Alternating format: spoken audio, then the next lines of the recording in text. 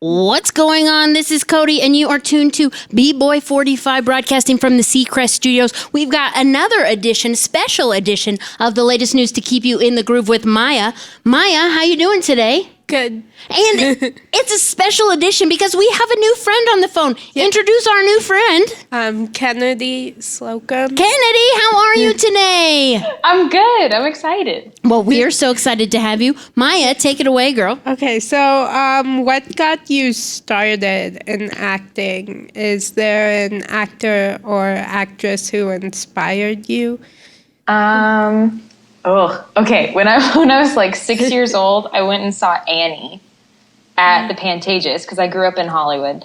And I remember watching her sing Tomorrow, which is like her big song. And I looked over to my mom, who was sitting next to me, and I was just like, "Hey, Mom, how much do you have to pay to do that?" And she was like, "Oh, no, they pay you to do that." And I was like, "Oh, that's incredible. I need to do this." But I started in musical theater. And then I think when I was 15, that's when I started doing TV film as well. But musical theater was where I started. Oh, cool. Yeah. So is there an actor or actress who inspired you? Growing up, okay, my family really loves, oh my gosh, I can't remember the director's name right now, but Eugene Levy and Catherine O'Hara, they would do these movies that weren't fully scripted. They were like improvised. So like it would have a story. It would be like one of them was a dog show. So a bunch of people were like dog owners that were prepping them to do like a dog show. And they had like a mission, they had like a goal for the scene, but it was just them messing around and joking around the whole time. And Catherine O'Hara is still the funniest person I've ever seen act. And she was definitely an early inspiration for sure. Cool. I'm hearing the director's name is Christopher Guest.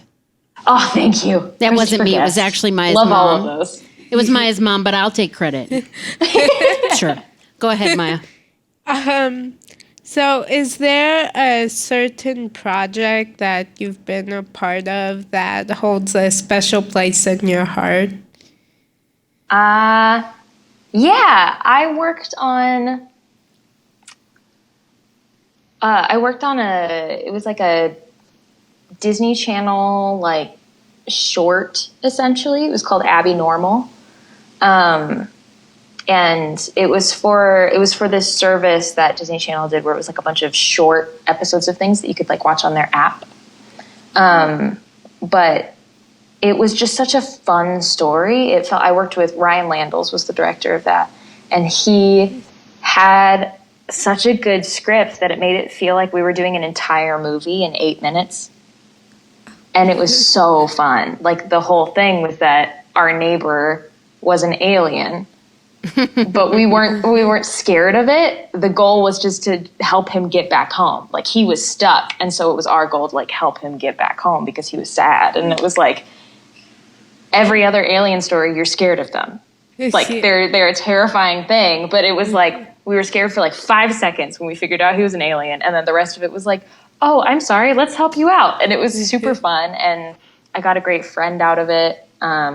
Sari Arambolo, she's a great friend. And so, yeah, I think that was the first project that I worked on where I was just so excited about the story and the material itself. Because it was just a really fun thing to be a part of, and it looked so pretty. It was shot really well. So yeah, that one for sure. That's so cool. So is there an actor or actress that you hope to work with one day? Yes. I have a list. Like I'm one of those people that has lots of people will tell you like, okay, make a dinner table list of like people living or dead that you would want to have dinner with. And it's like 6 people. But like the top people on that list are probably Cate Blanchett, who's so, so wonderful and so good at everything she does. And then I really love Tony Shalhoub. He does tons of live theater, but he's Monk from that detective show. And I grew up watching Monk, and I loved that show. And now he's on Marvelous Mrs. Maisel. Yeah. He's the dad in that, and I love him. So those two, for sure. I would love to work with them. That's so cool. Maya's a big fan of Monk herself. Yeah. Yeah? And I the love Marvelous Monk. Mrs. Maisel. It's so good. Yeah. Yeah. So do you have any fun stories or memories from the set of #Squad Goals? I remember there was a lot of random days because I always had really long days on set. And then Corey, I think he worked every single day we were shooting, but he would only ever like pop in for like parts of the day every once in a while. So he always had like really easy hours. He was only ever there for like 4 hours at a time. And so a lot of the time it was like we would start shooting at like 5 p.m. And so it would be me and Corey and Peyton and Alexa, and we would all like hang out for like 3 or 4 hours, and then everybody else would leave, and I would be there till like 3 a.m. running around outside away from, an imaginary predator, Yeah. And it was just really fun because they knew that I was like having crazy long nights, and so they'd be like, "Come on, Kitty, let's like get the energy up," and all of that. But I didn't know any of them before shooting that. And so it was really cool to like get to know them through that, because Peyton is an absolute goofball and Corey's hilarious and super sarcastic. And so when you don't know him at first, you're like intimidated because you're just like, wait, are you messing with me? Or is this a good thing? But he's really funny. So it was just really cool in that short, like, I think it was only like a 12-day shoot that I got to know them really well. And Corey and Peyton, we still hang out. We'll go mini golfing sometimes. But yeah, it was good. Oh, that's so cool. So do you have any upcoming projects that you can tell us about? Yeah. I'm not sure exactly when it's coming out. It's either going to be in a couple months, or it might be like next spring. But I worked on an interactive series called Timeline on Echo Video. And it's like a choose your own adventure book or game, but it's a TV show. And so for every scene that we shot, we filmed like 4 different endings, because you get to pick when you watch what happens. Oh, that's crazy. So it was really fun, and I was not one of the biggest characters, and I'm very grateful for that because I cannot fathom how they kept all those lines straight in their head. But no, my part in it, her name is Candace. Like, if you've ever seen Enchanted, she's like Giselle, but in high school, so that makes everybody hate her because she's just super happy all the time and no one understands why. So it was a really fun part to play, but that should be coming out in the coming months, I think. Oh, cool. Yeah. Yeah, I love Enchanted, so. Same. I was super excited. Yeah. Yeah, so what is your biggest pet peeve? Oh. I mean, a good go-to for that is people that wear sunglasses indoors or at nighttime. People who wear sunglasses for any other reason than necessity. Yeah.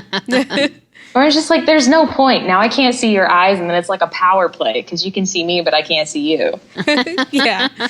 So that's a big one for me. Yeah. I agree with that. So you and a country singer, Eric Church, you wouldn't get along. Oh, Eric Church is known for never taking his sunglasses off, ever. Oh my gosh. Yeah. I'm sure I could get past it eventually, but it would not be a good first impression. Yeah.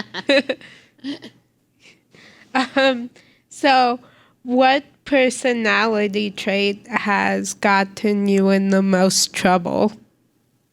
I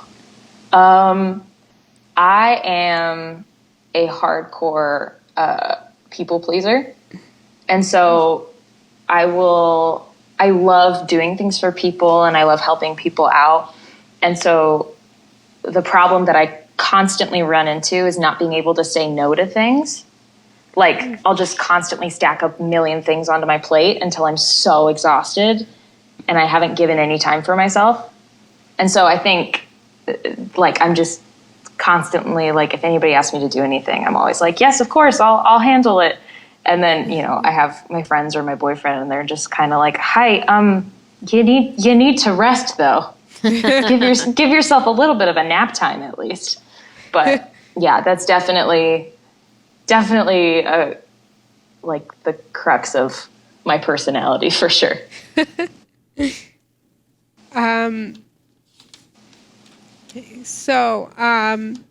Okay, so if you could marry a fictional character, who would it be and why?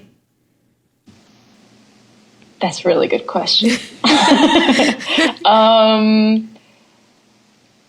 Oh, dang. Okay. I think the first person I ever felt like that about was Percy Jackson.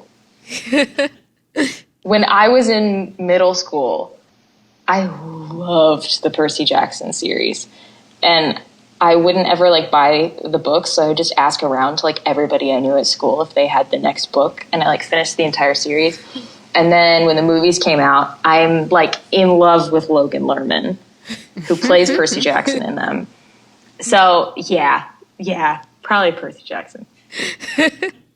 Also, he has Greek god superpowers, so that's pretty cool too. Yeah. Yeah. When I thought of that question, I was like, oh, I definitely know who I would choose. Who would you choose? Okay, so Ben from a movie called Descendants. Oh yeah. Yeah. Oh yeah, that's a good pick. Okay. I get that for sure. And 100 points to you just for knowing Descendants. Good job. Yeah. One of my best friends, Veronica, she's friends with a lot of people who were on Descendants.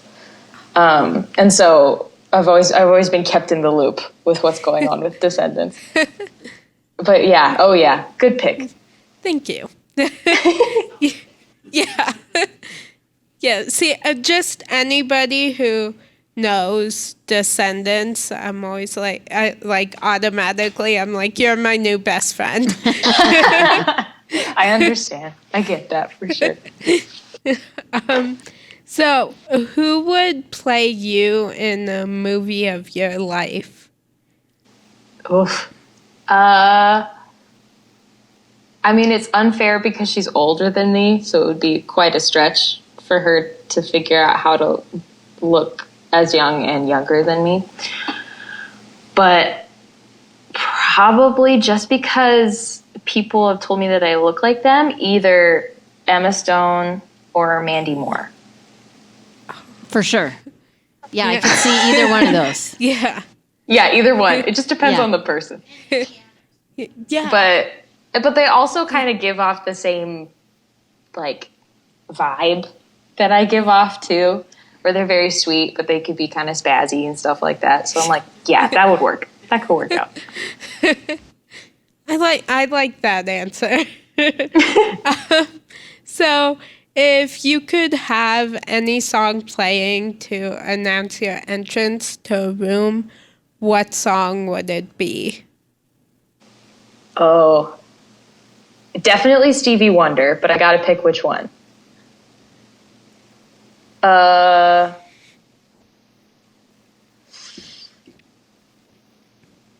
Probably For Once in My Life, Stevie Wonder. For once in my life. Because it's just like, it's a party song, but it's not like forcing you to party. It's very tame, but you can't not get excited when that song starts. So I love it. And Stevie Wonder, always. I grew up listening to Stevie Wonder. My dad loves him, and like Earth, Wind and Fire and stuff like that. But yeah, Stevie Wonder definitely fits like the energy that I would go for. Cool. Yeah, my mom and Cody started dancing and singing the song when you mentioned it. We were so there. We were with That's you. the kind of response I'm looking for every time I walk into a room. Yeah, see, that's why I told you, because I was like, see, We're singing, we're everybody dancing, else we're is ready. gonna start dancing and singing. Perfect. I know it's a good choice then. Yeah. So, what terrible movie do you secretly love? All of the Tinkerbell movies. All of them. Anytime I'm sad or sick, I will watch one of them, and they make me cry. I think they're actually very good. But, I would assume probably not, like, critically great. But also, to me personally, if I was going to review it, I would give it a 10 out of 10. I think they're so good. But yeah, those ones for sure. Cool.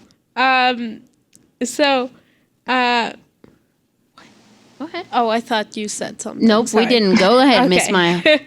Maya. So when you're having a bad day, what do you do to make yourself feel better? Besides watching Tinkerbell. Yeah. Besides watching Tinkerbell, that does help. I feel like, because of like what I said before, where often I will end up being exhausted and be kind of down because I've like overextended myself and I'm really exhausted. Most of the time I'm realizing now what I need is to just have some alone time. And it doesn't have to be like, oh, I need to go get pampered. I need hashtag self-care, but also self-care is a legit thing as well. A lot of it would be, I'll play video games. I love video games. And then I'll take a walk, because just like being outside and getting fresh air helps a lot.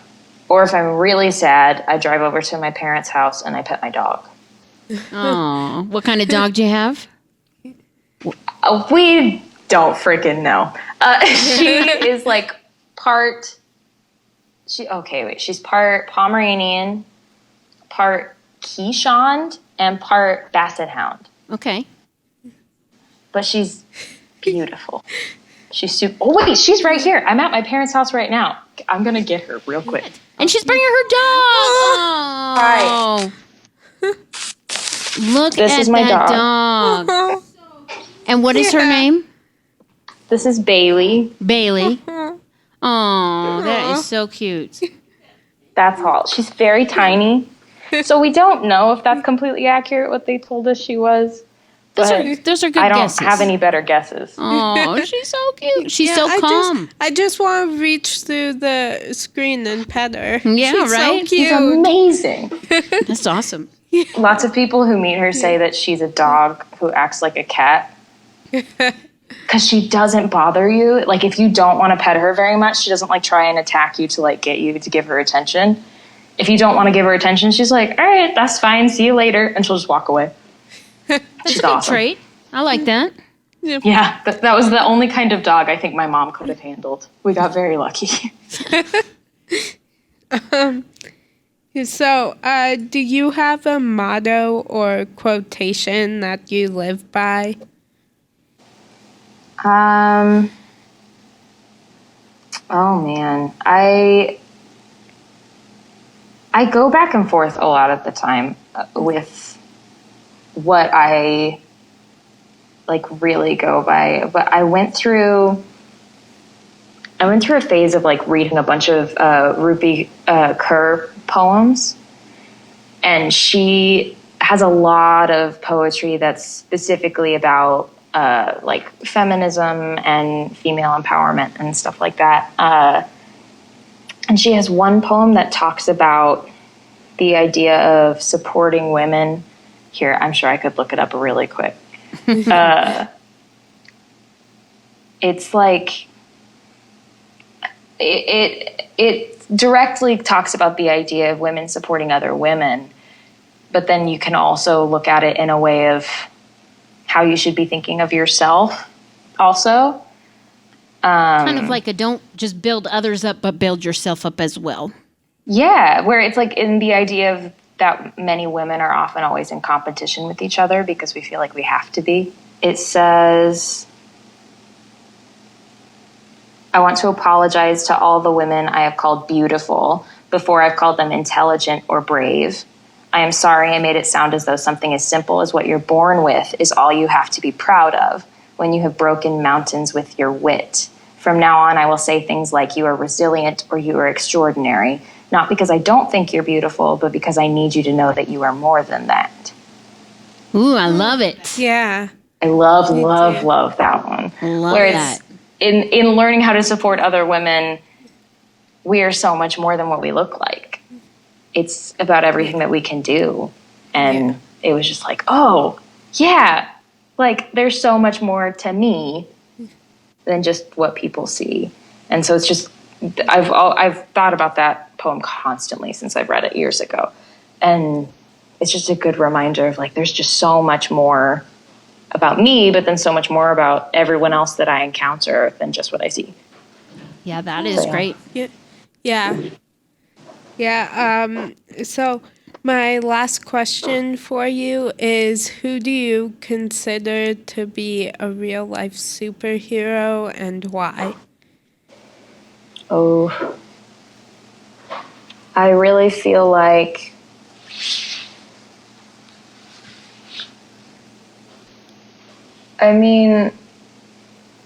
there are amazing people doing incredible things in the world for like the greater good and all of that. But also at the same time, for me personally, I've constantly looked at my parents as I've gotten older.